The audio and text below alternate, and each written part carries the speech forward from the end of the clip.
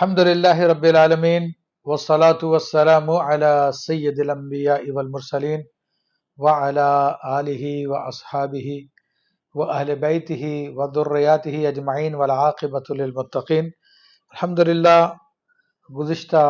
اتوار کو ہماری سورۃ الشورى کی تکمیل ہوئی اور آج انشاءاللہ تبارک و تعالی ہم سورۃ النمل کی ابتدا کریں گے، اور نمل ویسے چونٹی کو کہتے ہیں، اور اس صورت مبارکہ میں کی ایک آیت میں اللہ تبارک و تعالیٰ نے چونٹیوں کا ذکر فرمایا ہے، تو اسی نسبت سے اس کا نام سورۃ النمل ہوا، اور یہ مکی صورت ہے۔ تو اس صورت کی ابتدا بھی حروف مقطعات سے ہوئی، جس طرح کہ سورۃ الشعراء کی ابتدا طا سین میم سے ہوئی تھی، تو اس کی ابتدا طا سین سے ہوئی ہے۔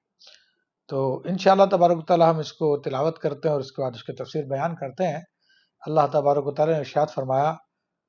بسم اللہ الرحمن الرحیم، طاسین تلک آیات القرآن وکتاب مبین، صدق اللہ العظیم وصدق رسولہ النبی الکریم۔ مولاي صل وسلم دائما ابدا علی حبیبک خیر الخلق کلہم، رب اشرح لی صدری ویسر لی امری واحلل عقدۃ من لسانی یفقہوا قولی۔ جیسا کہ حروف مقطعات کے حوالے سے الحمدللہ بار بار ذکر کیا گیا کہ یہ حروف مقطعات ہیں اور ان کا معنی اللہ تبارک و تعالیٰ جانتا ہے، اور ان کے حبیب اللہ تعالیٰ کے حبیب صلی اللہ تعالی علیہ وآلہ وسلم جانتے ہیں۔ اور حروف مقطعات میں سے یہ جو حروف تعجی کے حروف ہیں، اور ان میں حروف صوامت بہت ہی پر اسرار اور بہت طاقت والے حروف شمار کیے جاتے ہیں۔ تو سورت مبارکہ کی ابتدا طا سین سے کی گئی، اور اس کا معنی تو بہرحال بزرگوں نے مختلف اس کی تعویلیں بیان کی ہیں، تو وہ سب کے سب ان کے اپنے علم کے مطابق ہے۔ فرمایا کہ تلک آیات القرآن و کتاب مبین، کہ یہ قرآن کی آیتیں ہیں اور کتاب مبین کی، یعنی یہ قرآن اور کتاب مبین کی آیات ہیں۔ تو آیات سے مراد قرآن کی اس سورت کی آیتیں ہیں، قرآن کی آیتیں ہیں، سب کا سب مراد لی جا سکتی ہے۔ تو یہاں پر قرآن کہا تو قرآن بھی اسی کتاب کا نام ہے، اور کتاب مبین سے کیا مراد ہے؟ تو کتاب مبین کے بارے میں ایک قول یہ آیا کہ اس سے مراد لوح محفوظ ہے، کیونکہ اللہ تبارک و تعالیٰ نے 27ویں شب میں ایک رات میں پورا قرآن مجید نازل فرمایا لوح محفوظ پر، اور پھر لوح محفوظ سے وہ 23 سال کے عرصے میں تھوڑا تھوڑا ہوتا ہوا وہ ہم تک پہنچا، نبی علیہ السلام پہ وحی کیا گیا، تو اس سے یہ قرآن کی صورت ظاہر ہوئی۔ تو اس لیے اللہ تبارک و تعالیٰ نے ارشاد فرما دیا کہ یہ جو آیتیں ہیں یہ قرآن کی آیتیں اور اس کتاب مبین کی آیتیں ہیں جو لوح محفوظ ہیں۔ اور لوح محفوظ ہے وہ ایسی شے ہے کہ اللہ تبارک و تعالیٰ نے ما کانا وما یکون، یعنی جو ہوا تھا اور جو قیامت تک ہوگا سب کے احوال اس میں قلم بند فرما دیے ہیں۔ تو اس آیت کی اہمیت کو بیان کرنے کے لیے یہاں پہ بتا دیا، اور پھر ارشاد فرمایا کہ ہدی و بشری للمؤمنین، کہ یہ ہدایت ہے اور خوشخبری ہے مومنین کے لیے۔ تو اللہ تبارک و تعالیٰ نے مومنین کی تخصیص کی کہ مومنین کے لیے ہدایت اور بشرا، حالانکہ اس سے پہلے سورہ بقرہ کے شروع میں فرمایا کہ ہدن للمتقین، کہ یہ متقی لوگوں کے لیے ہدایت ہے۔ تو اب دونوں میں کوئی فرق نہیں ہے کہ جو مومن ہے وہی متقی ہوتے ہیں، جو متقی ہیں وہی مومن ہوتے ہیں، کیونکہ اگلی آیت میں جو علامتیں اللہ تبارک و تعالیٰ نے مومنین کے بیان کی ہیں وہ سیم وہی علامتیں ہیں جو اللہ تعالیٰ نے سورۃ البقرہ کے شروع میں متقی لوگوں کی علامت بیان کی، جو انشاءاللہ میں پڑھوں گا۔ تو لیکن یہاں پر فرمایا کہ یہ ہدایت اور خوشخبری ہے مومنین کے لیے، تو اس میں ایک بات آتی ہے کہ جناب کیا کافروں کے لیے ہدایت نہیں ہے؟ تو بلا شبہ قرآن مجید کافروں کے لیے بھی ہدایت ہے، مگر یہاں پہ جو خاص طور پہ ذکر کیا گیا ہے تو یہاں پر ہدایت اور خوشخبری دونوں باتوں کا ذکر کیا گیا ہے۔ یعنی یہ قرآن مجید دنیا کی زندگی میں ان کے لیے ہدایت ہے، اور قیامت کے دن ان کے لیے یہ بشارت کا سبب بنے گی، یا پھر اس میں آخرت کے حال کو اللہ تبارک و تعالیٰ نے مومنین کے بیان کیا کہ قیامت کے دن یہی قرآن جو ان کو جنت کی طرف ہدایت دے گی، اور یہی قرآن جو اللہ تعالیٰ کی نعمتوں کی خوشخبری ان کو دے گی۔ اب مومنین کی علامتیں اللہ تبارک و تعالیٰ نے بیان فرمائی کہ الذین یقیمون الصلاۃ ویؤتون الزکاۃ وہم بالآخرۃ ہم یوقنون، کہ مومن وہ ہیں کہ جو نماز کو قائم کرتے ہیں، زکوٰۃ ادا کرتے ہیں، اور وہی لوگ آخرت پہ ایمان رکھنے والے ہیں، یقین رکھنے والے ہیں۔ تو یہ تقریباً وہی علامتیں ہیں جو اللہ تبارک و تعالیٰ نے سورہ بقرہ کے شروع میں متقی لوگوں کی بیان فرمائی، اور عموماً یہ ہوتا ہے کہ جہاں پہ نماز کا ذکر کیا جاتا ہے تو پھر زکوٰۃ کا بھی ذکر کیا جاتا ہے۔ تو اس لیے نماز اور زکوٰۃ میں کوئی فرق نہیں ہے، کسی ایک کا بھی انکار انسان کو دائرہ اسلام سے خارج کر دیتا ہے۔ یہی وجہ ہے کہ جب سیدنا ابو بکر صدیق رضی اللہ تعالیٰ کے زمانے میں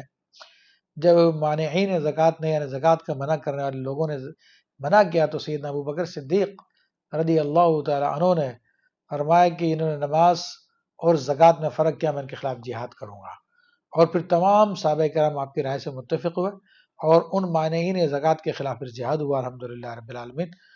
اور حضرت ابو بکر صدیق رضی اللہ تعالیٰ نے پھر وہاں پر سارے معاملے کو سنبھالا، اور یہاں پر فرمایا کہ وہ آخرت پہ ایقان رکھتے ہیں۔ تو ایقان یعنی یقین رکھتے ہیں۔ تو اسلامی عقائد میں یہ آخرت کا عقیدہ بڑا اہمیت کا حامل ہے۔ ویسے تو اتنا ہی کہہ دینا کافی تھا کہ اللہ پہ ایمان رکھتے ہیں، اس کے رسول پہ ایمان رکھتے ہیں، لیکن آخرت کے عقیدے کو بار بار بیان کیا جاتا ہے، اور اس کے بیان کرنے کی وجہ کیا ہے کہ آخرت کا عقیدہ ایک ایسا زبردست عقیدہ ہے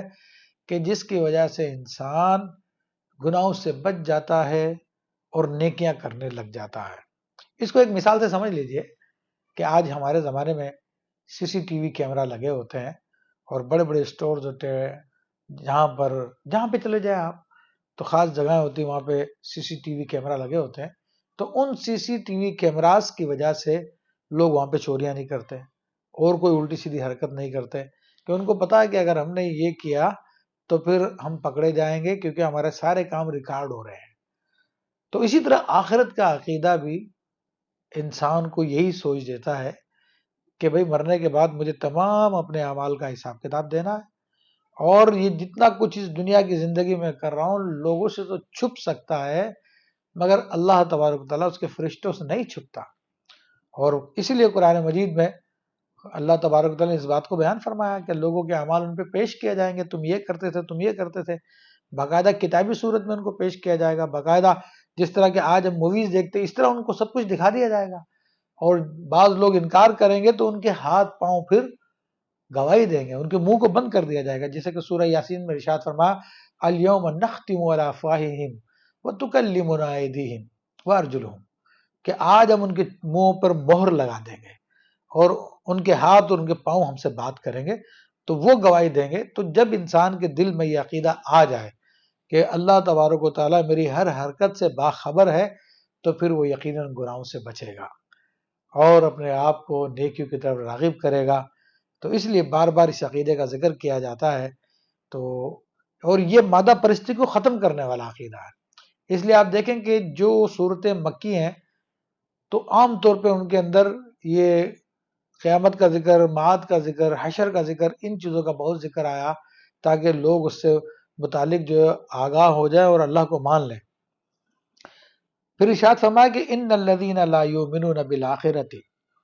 زینا لہم اعمالہم فہم یعمہون، اور بے شک وہ لوگ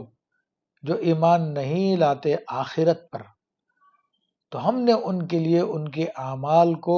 مزین کر دیا ہے، سجا دیا ہے۔ فہم یعمہون، تو وہ لوگ اسی میں بھٹکتے پھر رہے ہیں۔ اب قرآن مجید کا ایک اسلوب ہے کہ جب بھی وہ مومنین کا ذکر کرتا ہے تو اس کے بعد کافروں کا ذکر کر دیتا ہے، جنت کا ذکر کرتا ہے قرآن مجید تو پھر اس کے بعد جہنم کا ذکر کر دیتا ہے، ایمان کا ذکر ہوتا تو کفر کا ذکر ہوتا ہے، دنیا کا ذکر ہوتا تو آخرت کا ذکر ہوتا ہے۔ تو اس کی وجہ یہ ہے کہ عربی میں محاورہ کہ الاشیاء تعرف بعددہا، کہ اشیاء جو ہے اپنی ضدوں سے پہچانی جاتی ہے۔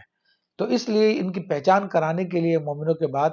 پھر ان لوگوں کا ذکر کر دیا، قیامت پہ یقین رکھنے والوں کے ذکر کرنے کے بعد ان لوگوں کا ذکر کیا کہ جو قیامت پہ یقین نہیں رکھتے۔ اور اگر آپ دیکھیں تو ہمارے معاشرے میں اگرچہ کہ بہت سارے لوگ کلمہ گو ہیں، لیکن پریکٹیکلی ان کا حال یہی ہے جو قرآن مجید میں بیان کیا گیا ہے کہ اللہ تعالیٰ فرماتا ہے کہ اور وہ جو آخرت پہ یقین نہیں رکھتے تو ہم نے ان کے لیے ان کے اعمال مزین کر دیے ہیں، سجا دیے ہیں، اور وہ اسی میں بھٹکتے پھر رہے ہیں۔ تو آج جتنے بھی لوگ جو کہ آخرت پہ یقین نہیں رکھتے، وہ اپنے ہر کام کو اچھا سمجھتے ہیں اور اس کی کوئی نہ کوئی اچھائی بیان کرتے ہیں، یہاں تک کہ وہ لوگ جو سراسر گناہ کا کام کر رہے ہیں، سراسر اپنی زندگی کو برباد کر رہے ہیں، پراسٹیٹیوشن کا کام کر رہے ہیں، لوگوں کے ٹائم کو برباد کر رہے ہیں، وہ لوگ دلیلیں دے رہے ہوتے ہیں کہ بھائی ہماری وجہ سے کچھ لوگوں کو خوشی مل جاتی ہے، اس قسم کی وہ دلیلیں دے رہے ہوتے ہیں۔ تو یہی ہے ان کے لیے ان کے کاموں کو جو کہ انسانیت کے درجے سے گرے ہوئے کام ہے، لوگوں کو غفلتوں میں لگانے والے کام ہیں، ان سب کاموں کی ان کے پاس کوئی نہ کوئی تعویل ہوتی ہے، کوئی نہ کوئی دلیل ہوتی ہے، اور کہتے ہیں نہیں ہم بہت اچھا کام کر رہے ہیں، انسانیت کی خدمت کر رہے ہیں۔ تو اللہ تعالیٰ فرما رہا ہے کہ یہ سب کچھ اسی وجہ سے ہے کہ یہ برے کاموں کو اچھا اس لیے سمجھ رہے ہیں کہ یہ لوگ آخرت پہ یقین نہیں رکھتے۔ تو اب کتنے کلمہ گو ہیں جنہوں کو اپنی آخرت کی کوئی فکر نہیں ہے، اور وہ بس اپنے کام کو سیدھا کرنے کے لیے ہر طرح کے کام کرنے کے لیے تیار ہو جاتے ہیں، جائز ناجائز کی پرواہ نہیں کرتے، بلکہ اس ناجائز میں بھی اپنے لیے کوئی نہ کوئی تعویل کر لیتے ہیں، جس کی وجہ سے سمجھتے ہیں کہ ہم اچھا کام کر رہے ہیں، معاذ اللہ۔ تو اللہ تبارک و تعالیٰ فرماتا ہے کہ وَإِنَّكَ لَتُلَقَّى الْقُرْآنَ مِن لَدُنْ حَكِيمٍ عَلِيمٍ، اور بے شک ضرور یہ قرآن آپ پر حکمت والے اور علم والے کی طرف سے ہے۔ اب چونکہ کفار مکہ بھی اور دیگر امتوں کے کفار وہ اللہ کی جانب سے جو نبیوں پہ وحی کی جاتی تھی اس کا انکار کرتے تھے، اسی طرح رسول اللہ صلی اللہ علیہ وسلم کا انکار کیا کفار نے، اور کہا کہ یہ وحی نہیں ہے۔ تو اللہ تبارک و تعالیٰ نے پہلے تو اس پہ مہر لگائی کہ یہ وحی ہے، اور بہت علم و حکمت والے رب کی طرف سے ہے یہ، اور اس کی علم و حکمت کو جاننے کے لیے آج تو بہت آسان ہو گیا کہ آج جدید سائنس جو ہے قرآن اور سنت کو پروف کر رہی ہے، وہ حقائق جو آج 50-60 سال پہلے جب سائنس نے ترقی کی اور اس نے وہ آلات ایجاد کیے جس کی وجہ سے بہت سارے حقائق کو اس نے جانا، وہ قرآن مجید فرقان حمید میں اللہ تبارک و تعالیٰ نے 1400 سال پہلے بیان کر دیے۔ اور یہی وجہ ہے کہ کتنے انصاف پسند سائنسدان جب انہوں نے اپنی تحقیق دنیا کے سامنے پیش کی اور ان کو بتایا گیا کہ قرآن میں یہ چیز موجود ہے، تو وہ لوگ مسلمان ہو گئے۔ اور اب یہ معاملہ ہو گیا کہ اکثر جو سائنس والے لوگ ہیں وہ قرآن کی اسٹڈی بھی کرنے لگے ہیں کہ قرآن میں بڑے حقائق بیان کیے گئے ہیں، تو قرآن میں جس بات کی طرف اشارہ کیا جاتا ہے پھر اسی پہ تحقیق کرنا شروع کر دیتے ہیں، پھر وہ دنیا کے سامنے جو ہے وہ تحقیق کو پیش کرتے ہیں کہ ہم نے تحقیق کی ہے، اور قرآن حالانکہ اس تحقیق کو بہت پہلے بیان کر چکا ہوتا ہے۔ تو اس لیے اللہ نے فرمایا کہ یہ قرآن ہے، یہ کوئی شعر و شاعری نہیں ہے، یہ کوئی جادو نہیں، کوئی جنات کا کلام نہیں ہے، یا یہ یہود و نصارہ کے عالموں اور پادریوں سے سیکھا ہوا نہیں ہے، بلکہ یہ اللہ تعالیٰ کا بیان کردہ کلام ہے۔ پھر اللہ تبارک و تعالیٰ نے اس پہ ایک دلیل کے طور پہ ایک واقعہ پیش کیا، کیونکہ یہ لوگ نبی علیہ الصلوۃ والسلام کی نبوت کا انکار کرتے تھے، تو اللہ تبارک و تعالیٰ نے وہ واقعہ جو اہل کتاب کے پاس لکھا ہوا ہے اس واقعے کو قرآن میں بیان کیا، اور اس کا مقصد یہ تھا کہ چونکہ نبی علیہ الصلوۃ والسلام تو امی تھے، آپ نے کسی انسان سے کچھ نہیں پڑھا، نہ کسی مدرسے میں گئے، اور یہ جو کتابوں کی باتیں ہوتی ہیں وہ پڑھے لکھے لوگوں کو معلوم ہوتی ہے جو انسانوں سے پڑھتے ہیں۔ اسی طرح کسی یہود و نصارہ کے علماء سے آپ کی کوئی ملاقات نہیں تھی،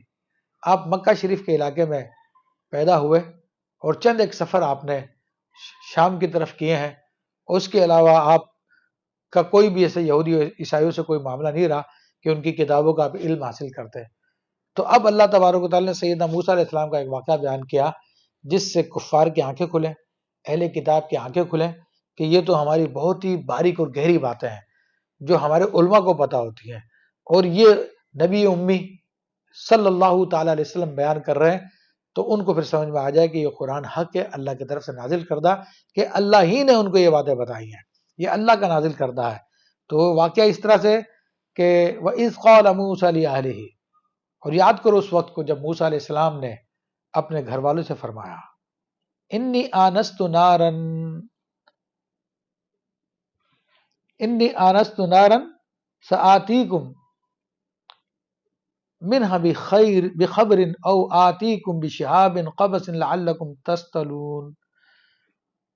تو یاد کرو اس وقت کو جب فرمایا موسیٰ علیہ السلام نے اپنے گھر والوں سے، اہل سے مراد ان کی اہلیہ تھی، ان کی بیوی تھی، اور کہا کہ میں نے آگ دیکھی ہے تو میں عنقریب اس کی کوئی خبر لے کر آتا ہوں، یا یہ کہ اس میں سے کوئی چنگاری کو شعلہ لے کر آتا ہوں تاکہ تم اس سے اپنے آپ کو تاپ سکو، یعنی سردی سے اپنے آپ کو بچا سکو. تو حضرت موسیٰ علیہ السلام مدین میں شعیب علیہ السلام کی خدمت میں تقریباً 10 سال رہے، اور پھر ان کی فرزند دختر نیک اختر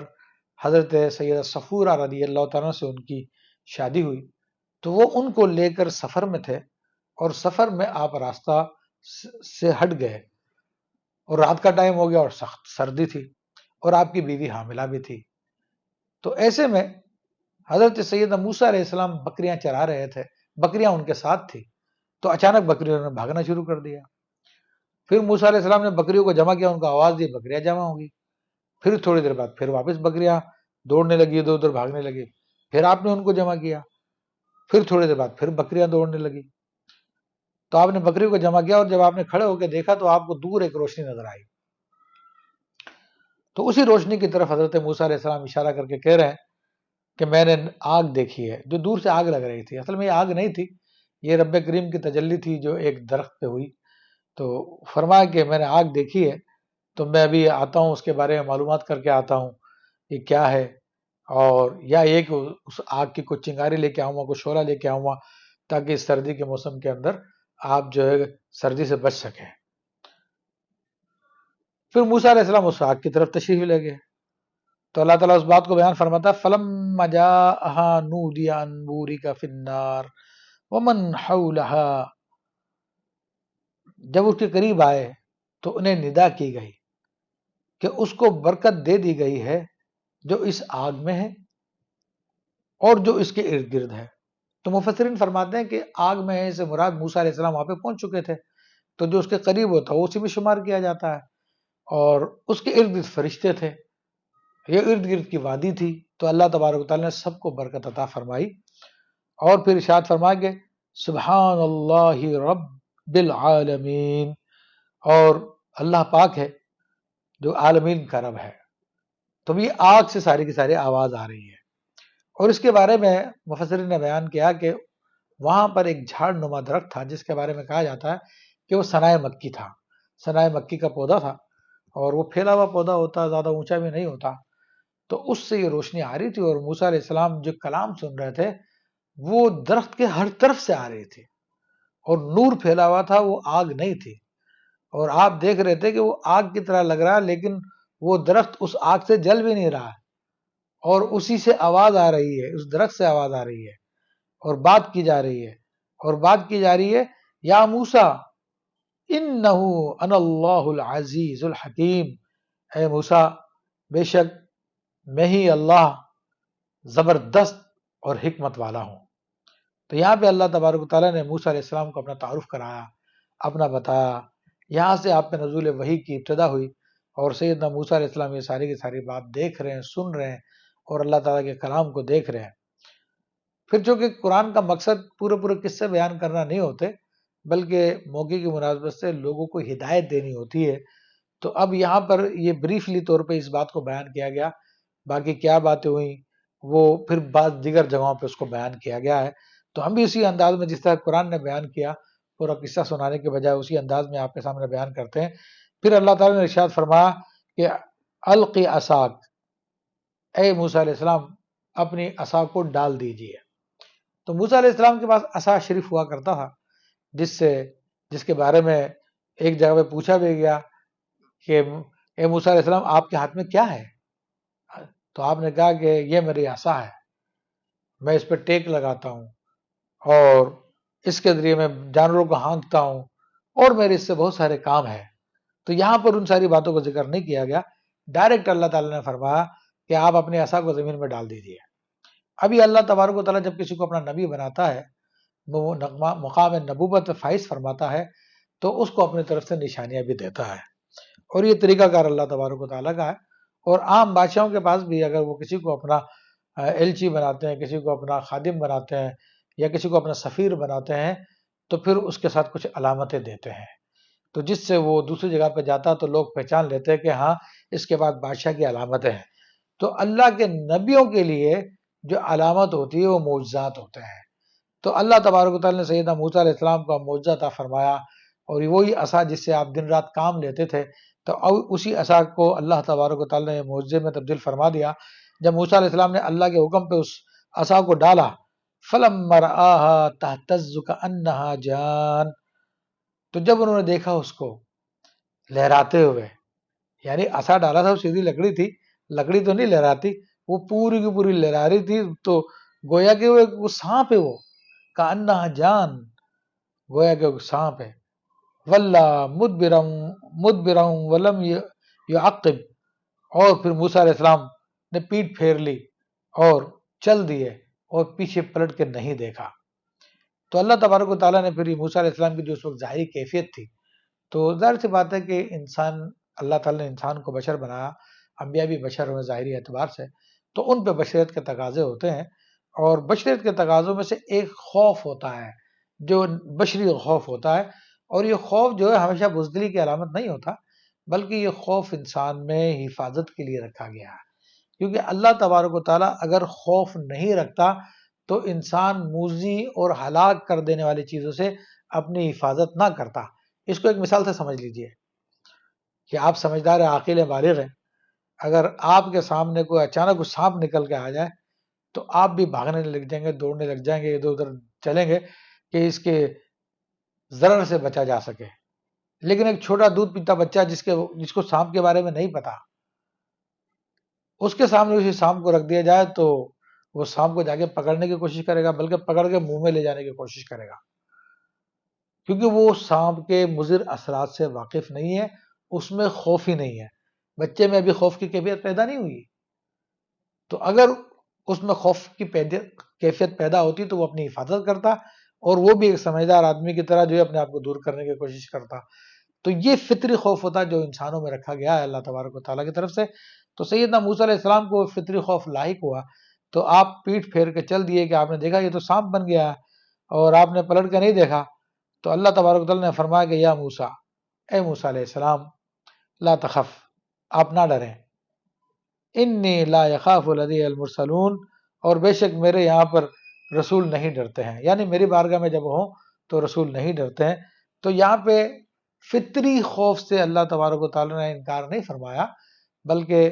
جو ویسے انسان کو خوف ہوتا اس کی طرف اللہ تبارک و تعالیٰ نے ارشاد فرمایا إِلَّا مَنْ ظَلَمَ ثُمَّ بَدَّلَ حُسْنًا بَعْدَ سُوءٍ فَإِنِّي غَفُورٌ رَحِيمٌ، سوائے یہ کہ جس نے ظلم کیا ہو پھر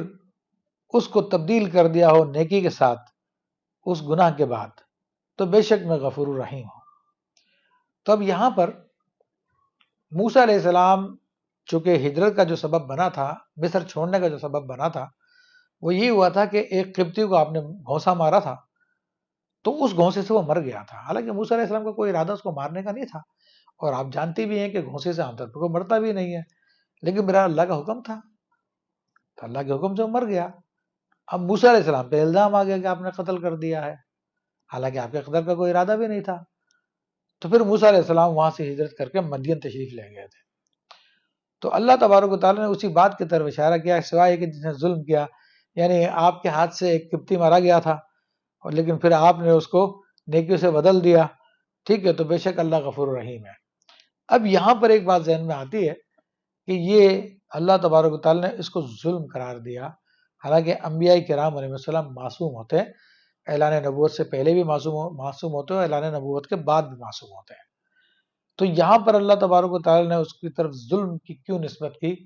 تو دیکھیں اس میں بات یہ ہے کہ اللہ تبارک و تعالیٰ مالک ہے، وہ اپنے بندوں کی طرف جو بھی نسبت کرے اس سے کوئی سوال نہیں کر سکتا. لیکن قرآن و حدیث کی روشنی میں ہمیں یہ تعلیم دی گئی ہے کہ انبیاء کو معصوم مانا جائے اور ان سے کسی قسم کے گناہ کے صدور کو محال جانا جائے. اور دوسری بات یہ کہ جو اللہ کے نیک بندے ہیں، انبیاء ہیں یا اولیاء ہیں، ان کے خطا میں، ان کی غلطی میں، ان کے گناہ میں، جو ظاہری طور پہ گناہ کی صورت ہوتی ہے، اور وہ عام انسان، زمین و آسمان کا فرق ہے کہ اللہ کا نیک بندہ کبھی بھی گناہ کے ارادے سے گناہ کرتا ہی نہیں ہے، اور جو عام انسان ہوتا ہے وہ گناہ کے ارادے سے ہی گناہ کرتا ہے، وہ اپنی نفسانی لذت کو حاصل کرنے ہی کے لیے گناہ کرتا ہے، جانتا ہے کہ یہ گناہ ہے۔ اس کو اور مزید سمجھ لیجئے کہ جب اللہ کا کوئی نیک بندہ، جیسے ایک مثال ہم دیتے ہیں کہ کوئی مفتی شریعت ہے اور کسی مسئلے کے بارے میں اس کو یہ گمان تھا کہ یہ جائز ہے، اور اس نے اس پہ عمل کیا، پھر بعد میں سال 2 سال بعد اس کو پتا چلا کہ نہیں، یہ جائز نہیں ہے، اس کی دلائل تو دوسری طرف جا رہے ہیں، تو اب اس مفتی شریعت پر اس پہ عمل کرنے کی وجہ سے گناہ نہیں ہے، کیونکہ اس نے اللہ کی نافرمانی کا ارادہ نہیں کیا تھا، بلکہ اس نے تو، اس کے پاس تو ایک تعویل تھی، دلائل کی روشنی میں جتنے اس کے پاس دلائل میسر تھے اس کے مطابق اس نے عمل کر لیا، اب دوسرا اس کے برعکس ظاہر ہو گیا تو اس پہ گناہ گار نہیں ہے۔ اسی لیے کہا جاتا ہے کہ اگر مجتہد اجتہاد کرے اور اگر اس کا اجتہاد صحیح ہو تو اس کو 2 اجر ملتے ہیں، اور اگر اجتہاد میں غلطی ہو تو پھر بھی اللہ تبارک و تعالیٰ اس کو گناہ نہیں دیتا بلکہ 1 اجر دیتا ہے۔ یہ نبی علیہ السلام کی حدیث مبارکہ ہے۔ تو یہاں پہ اللہ تبارک و تعالیٰ نے موسیٰ علیہ السلام کی طرف کنایتاً اس بات کا ذکر کر دیا کہ آپ کے ہاتھ سے وہ مارا گیا تھا، تو حالانکہ آپ کا کوئی قصد اس کو مارنے کا نہیں تھا، بلکہ وہ ظالم تھا، ایک مظلوم کو ظلم سے بچانے کے لیے موسیٰ علیہ السلام نے اس کو ہٹایا، جب وہ نہیں مانا تو پھر آپ نے اس کو گھونسا مارا تھا۔ پھر اللہ تبارک و تعالیٰ ارشاد فرماتا ہے وَأَدْخِلْ يَدَكَ فِي جَيْبِكَ، اب ایک معجزہ تو آپ کو اژدہے کا دے دیا جو عصا کی صورت میں تھا، پھر دوسرا ایک عظیم معجزہ آپ کو عطا فرمایا کہ اللہ تعالیٰ فرماتا ہے کہ آپ اپنے ہاتھ کو اپنے گریبان میں ڈالیں۔ تو سیدنا موسیٰ علیہ السلام نے کو یہ اللہ تعالیٰ نے حکم دیا اور فرمایا کہ جب ایسا کریں گے تخرج بیضاء من غیر سوء، تو وہ سفید چمکدار ہو کے نکلے گا اور اس میں کوئی برائی نہیں ہوگی۔ تو اصل میں سفید بعض اوقات بیماری کی وجہ سے بھی ہوتا ہے، جس کو برس کے داغ ہوتے ہیں، وہ برائی ہوتی ہے، بیماری ہوتی ہے۔ تو اللہ نے فرمایا کہ تمہارا ہاتھ سفید ہو جائے گا، روشن چمکدار ہو جائے گا، بلکہ اس کی شعائیں دور دور تک جاتی تھیں آپ کے ہاتھ مبارکہ کی، اور وہ بیماری کی صورت نہیں تھی بلکہ ایک معجزہ تھا اللہ تبارک و تعالیٰ کا۔ تو یہ دوسرا معجزہ عطا فرمایا فی 9 آیات الی فرعون وقومہ، 9 آیتوں میں فرعون کی طرف، ان کی قوم کی طرف آپ جائیں۔ تو یہ اللہ تبارک و تعالیٰ نے آپ کو اور بھی معجزے عطا فرمائے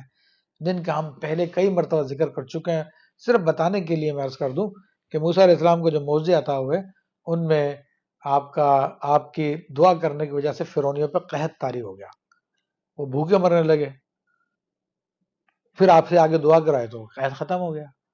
پھر اسی طرح ان پر مینڈکوں کا عذاب آیا آپ کی دعا سے، اسی طرح ان پر ٹڈیوں کا عذاب آیا، پھر اسی طرح سے ان پہ خون کا عذاب آیا۔ تو پھر وہ تفصیل ہو جائے گی، ہم اس تفصیل میں نہیں جاتے۔ تو اللہ تعالیٰ نے فرمایا کہ 9 آیتوں کے ساتھ آپ جائیں،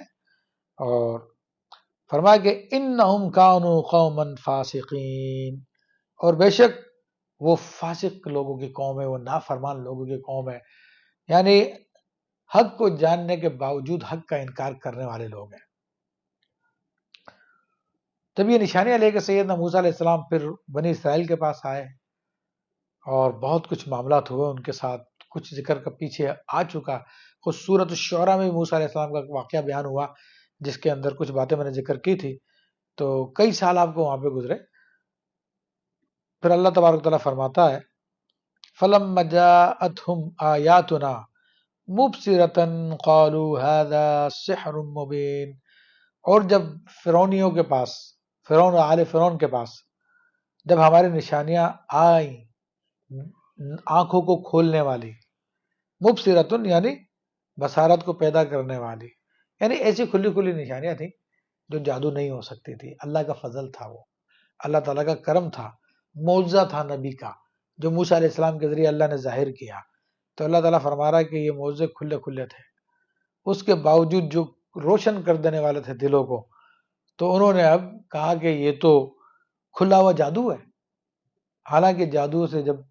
جادو جب انہوں نے کہا اور جادوگروں سے آپ کا مقابلہ کروایا تو خود جادوگروں نے مان لیا کہ موسیٰ علیہ السلام کے پاس جو کچھ ہے وہ جادو نہیں ہے بلکہ وہ اللہ تعالیٰ کا معجزہ ہے. لیکن چونکہ ظاہر سی بات ہے کہ جو لوگ دنیا کی نشستوں پہ اور عہدوں پہ بیٹھے ہوئے ہوتے ہیں تو فرعون اس کا لشکر یا آج ہمارے زمانے میں بھی جو لوگ اس طرح بیٹھے ہوئے ہیں دین سے دور ہیں وہ کبھی بھی نہیں چاہتے کہ ان کی گدیاں ان سے چھین جائے, ان کی حکومت ان کے ٹور ان سے ختم ہو جائے. تو جو بھی کوئی حق بات کو لے کر آتا اور اس کے اندر ان کو اندازہ ہے کہ اگر قرآن و سنت کے قانون کو نافذ کر دیا تو ہماری ساری کی ساری عیاشیاں ختم ہو جائیں گی, ہماری نہیں چلے گی, ہماری بلکہ قرآن کی چلے گی, سنت کی چلے گی, تو وہ لوگ حق کو جاننے کے باوجود پھر اس کو ماننے کے لیے تیار نہیں ہوتے اور اس کے لیے پھر ہیلے بہانے کرتے ہیں, بہانے گھڑتے ہیں اور مختلف قسم کی باتیں کرتے ہیں, پروپیگنڈا کرتے ہیں حق کو بیان کرنے والوں کے خلاف. جس طرح کہ یہاں پہ موسیٰ علیہ السلام کے خلاف پروپیگنڈا کیا گیا کہ وہ جادوگر ہیں, ایسے ہمارے زمانے میں جو بزرگ اس کے لیے کام کرتے ہیں تو ان کے بارے میں یہی باتیں پھیلا دی جاتی ہے. تو مگر ان کا حال کیا ہوتا ہے کہ وہ جانتے ہیں کہ حقیقت انہی کے ساتھ ہے, لیکن اپنی دنیاوی عہدوں, اپنی سرداریوں کو, اپنی عیاشیوں کو نہ چھوڑنے کے لیے جانتے بوجھتے یقین کے باوجود وہ انکار کر دیتے ہیں. تو اسی کیفیت کو اللہ تبارک و تعالی نے بیان فرمایا وَجَحَدُوا بِهَا. جہد یجہد عربی زبان کا لفظ ہے اور اس کے لیے یعنی انکار کرنے کے معنوں میں, مگر یہ انکار اس وقت کیا جاتا ہے کہ بندہ سامنے والی چیز کی حقیقت کو جانتا ہے لیکن پھر نہ ماننے کی نیت سے اس کا انکار کرے تو اس کو کہتے ہیں جہادہ. وَاسْتَيْقَنَتْهَا أَنفُسُهُمْ ظُلْمًا وَعُلُوًّا. اور خود ان کے نفس اس حقیقت کا یقین رکھتے تھے کہ یہ موسیٰ علیہ السلام سچے ہیں, مگر اپنے ظلم کی وجہ سے, اپنے تکبر کی وجہ سے ان لوگوں نے صاف انکار کر دیا کہ یہ حق نہیں ہے. اور ہمارے زمانے میں بھی ایسا ہوتا ہے کہ لوگ حق کو جاننے کے باوجود حق کا انکار کر دیتے ہیں. تو یہ کیفیت ایک زمانے سے چلی آ رہی ہے, ظالموں کا یہی طریقہ رہا, متکبرین کا یہی طریقہ رہا. اب یہ اللہ کی مرضی ہے کہ کسی کی پکڑ فرما دیتا ہے اور کسی کو ڈھیل دے دیتا ہے. تو گزشتہ قوموں کو تو اللہ تعالیٰ نے پکڑ فرما لی تھی, لیکن ہماری امت کے ساتھ ایک خاص بات یہ رکھی گئی ہے کہ اجتماعی عذاب نہیں آتا کہ نبی علیہ الصلوۃ والسلام ہمارے درمیان میں موجود ہے, تو آپ کی وجہ سے آپ رحمت للعالمین ہیں, اس لیے اجتماعی عذاب نہیں آتا. ہاں لیکن یہ نہ سمجھے کہ ان کو کوئی عذاب نہیں ہے, وہ جس حالت میں ہوتے ہیں ظاہری طور پہ جتنے عیاشیوں میں ہوتے ہیں ان کا حال یہ ہوتا ہے کہ ان کو راتوں کو نیند نہیں آتی, اور ایک عام آدمی اپنی زندگی بڑے اطمینان سے گزارتا, اور ان لوگوں کا یہ حال ہوتا ہے کہ آئے دن ہاسپٹلز میں اور اپنے چیک اپ کرواتے رہتے ہیں اور نیند کے لیے گولیاں کھاتے ہیں اور اپنے آپ کو صحت مند رکھنے کے لیے پتہ نہیں کیا کیا پاپڑ بیلتے ہیں یہ لوگ. تو یہ عذاب کی کیفیت میں ہوتے ہیں یہ لوگ, اور پھر مرنے کے بعد تو پھر اصل عذاب شروع ہو جاتا ہے, مرتے ہی سارے کے سارے معاملہ شروع ہو جاتے ہیں. تو اللہ تعالیٰ اس کی حقیقت کی طرف اشارہ کرتے ہوئے فرما رہا فَانظُرْ كَيْفَ كَانَ عَاقِبَةُ الْمُفْسِدِينَ. تو دیکھو فساد کرنے والوں کا کیا انجام ہوا ہے. تو چونکہ گزشتہ نبیوں کے واقعات بیان کیے گئے ہیں اور ہر قوم کی جنہوں نے اپنے نبیوں کا انکار کیا اللہ تبارک تعالیٰ نے ان پہ عذاب نازل فرمایا, تو اس لیے مختصر طور پہ بتا دیا کہ اب دیکھ لو ان قوموں کا کیا بنا. تو اے اہل مکہ تم سمجھ جاؤ, تم نبی علیہ السلام کا انکار کر رہے ہو, پھر تمہارا بھی انجام وہ ہو سکتا ہے. اور میں کہتا ہوں آج کے مسلمانوں کو یا آج کے انسانوں کو یہ پیغام دیا جا رہا ہے کہ دیکھ لو کہ جو فاسد لوگ تھے, فساد کرنے والے لوگ تھے, ان کا کیا انجام ہوا. آپ کو معلوم ہے اب تو دنیا نے LGBT کے قانون ایجاد کر لیے ہیں, حالانکہ ٹیکساس کی ایک ریاست تھی اس کے اندر یہی معاملہ سب سے زیادہ ہوتا تھا. تو اللہ تبارک تعالیٰ نے وہاں پہ شدید عذاب نازل کیا اور وہ بستی ساری کی ساری خالی ہو گئی ٹیکساس کی اس جدید زمانے میں. اور اسی طرح ہمارے یہاں پہ سونامی آیا, سونامی جو ملیشیا کے انڈونیشیا کے قریب کے علاقے میں, تو وہاں پر بھی بہت برے کام ہوتے تھے, تو ان کو پورے کو غرق کر دیا گیا, سمندر کے اندر لے جایا گیا. اسی طرح پھر مختلف قسم کے عذاب کی صورتیں ہوتی ہیں جس میں لوگ ملوث کر دیے جاتے ہیں، جیسے کہ ایڈز ہے اور دیگر بیماریاں ہیں جس میں بہت بڑی تعداد لوگوں کی مر جاتی ہے. تو یہ ساری کی ساری اللہ تعالیٰ کی طرف سے انجام کے طور پہ ہمیں دکھایا جاتا ہے کہ دیکھ لو کہ یہ فساد کرنے والے لوگ ان کا انجام کیا ہوتا ہے، تو تم لوگ اب راہ راست پہ آ جاؤ. تو یہ قرآن کا کلام بہت سیدھا سیدھا ہے، بہت واضح نصیحت ہے. تو اللہ تعالیٰ سے ہم دعا کرتے ہیں کہ اللہ تبارک و تعالیٰ اس قرآن عظیم کو سمجھنے کی توفیق عطا فرمائے اور اس پہ عمل کرنے کی توفیق عطا فرمائے اور اس کے پیغام کو دور نزدیک تک لوگوں تک پہنچانے کی توفیق عطا فرمائے. وآخر دعوانا ان الحمد للہ رب العالمین.